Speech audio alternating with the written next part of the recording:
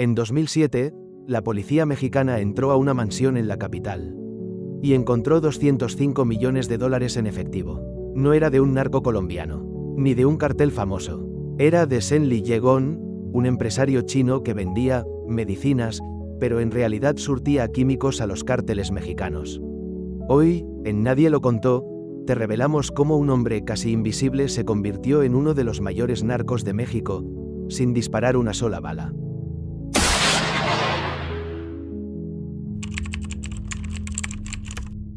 Zhen Li Yegong nació en China en 1963.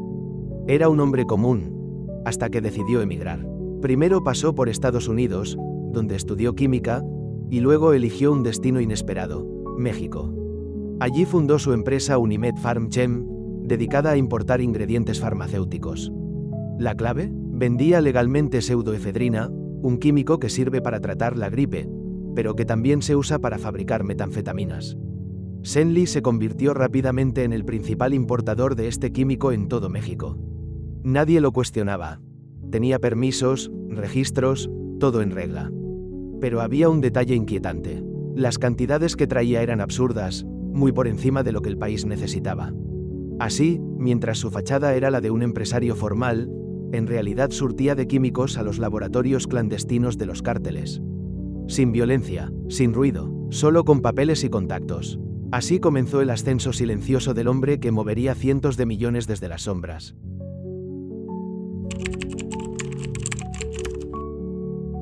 Para 2005, Zhen Li ya no era solo un empresario.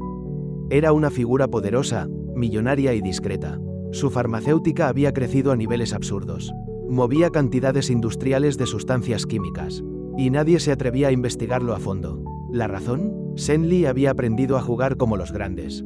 Comenzó a donar dinero a campañas políticas, hacerse amigo de funcionarios clave, y cubrirse con documentos impecables.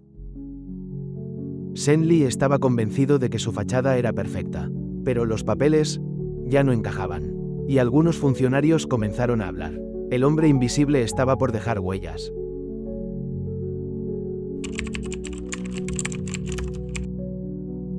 Zhen Li Yegong ya no era solo un químico exitoso.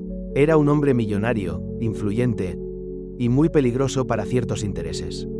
El nuevo gobierno mexicano, recién llegado al poder, comenzó una guerra contra el narcotráfico que necesitaba resultados rápidos y espectaculares. Y alguien tenía que caer. Zhen Li empezó a notar movimientos extraños. Auditorías, llamadas que no respondían, permisos que se atrasaban. Y entonces, según sus propias declaraciones, llegó la amenaza. Me llevaron un maletín lleno de dinero. Me dijeron, o cooperas, o cuello.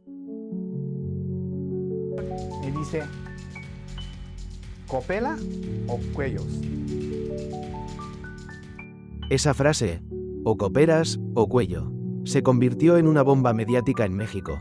Zhen Li afirmaba que lo estaban obligando a guardar dinero sucio de políticos, y que si se negaba, lo harían desaparecer. ¿Verdad o mentira? Nadie lo sabe con certeza. Pero poco después, los permisos de su empresa fueron revocados.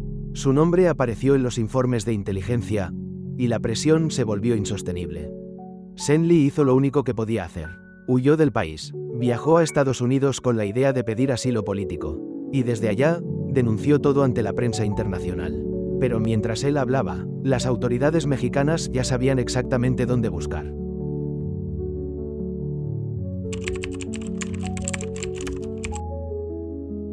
El 15 de marzo de 2007, agentes federales irrumpieron en una lujosa residencia en Las Lomas, una de las zonas más ricas de la Ciudad de México. La mansión de Zhen Li Yegong estaba vacía, pero lo que encontraron adentro sacudió al país entero. En habitaciones, closets y cajas, hallaron más de $205 millones en efectivo. Era tanto dinero que necesitaron 16 horas y varios camiones blindados para transportarlo. También encontraron euros, pesos, armas, relojes de lujo, documentos y sustancias químicas. Era el mayor decomiso de efectivo en la historia de América Latina. Pero la pregunta era, ¿de dónde venía ese dinero? Ahí es donde entran los cárteles mexicanos. Se sabía que Zhen Li había sido el principal proveedor de pseudoefedrina y efedrina, ingredientes clave para fabricar metanfetaminas. Y esos químicos no iban a farmacias, Iban directo a laboratorios clandestinos del cártel de Sinaloa, la familia michoacana y otros. Según reportes confidenciales, una parte del producto que Shenli importaba terminaba en manos del mismísimo Joaquín El Chapo Guzmán. El negocio era perfecto. Shenli vendía químicos de forma legal, y los narcos fabricaban millones de pastillas en laboratorios ocultos. Era la tormenta perfecta, y aunque Shenli insistía en que todo era un montaje del gobierno, el escándalo ya estaba desatado.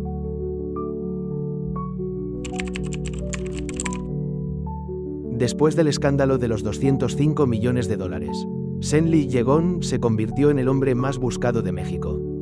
Pero no estaba escondido en una cueva, ni en una isla remota. Estaba en Las Vegas, vivía en un hotel de lujo, jugaba en casinos, y daba entrevistas a medios extranjeros diciendo que todo era un montaje político. Si me matan, fue el gobierno mexicano. Yo soy inocente. Shenli, desde Estados Unidos. Pero la suerte le duró poco. En julio de 2007, el FBI lo arrestó por cargos de conspiración y tráfico de sustancias restringidas. Comenzó una batalla legal de casi 6 años para evitar ser extraditado a México. Shenli decía tener pruebas de que el dinero era de políticos. Decía que le sembraron todo, pero nunca mostró pruebas concretas. En 2016, tras años de silencio, Shenli Yegon fue extraditado a México en secreto. Aterrizó directo en el penal del Altiplano, el mismo donde estuvo el Chapo. Pasó de manejar millones, a vivir en una celda de 3 metros, sin visitas, sin prensa, sin juicio. Casi nadie volvió a hablar de él. Hoy, Shenli Yegon sigue vivo, encerrado, silenciado, esperando un juicio que lleva más de 15 años sin resolverse. La mayoría del dinero incautado nunca fue claramente rastreado. Muchos políticos mencionados siguen en libertad, y su frase sigue viva en la memoria colectiva de México. O cooperas, o cuello. Shenli Yegon habló, denunció, acusó, y señaló a figuras muy poderosas. Y sin embargo, nadie más cayó. Su fortuna desapareció, sus empresas fueron cerradas, y los que realmente se beneficiaron siguen libres. Shenli quedó encerrado, solo, silenciado, y lo más extraño de todo es que México nunca quiso saber más.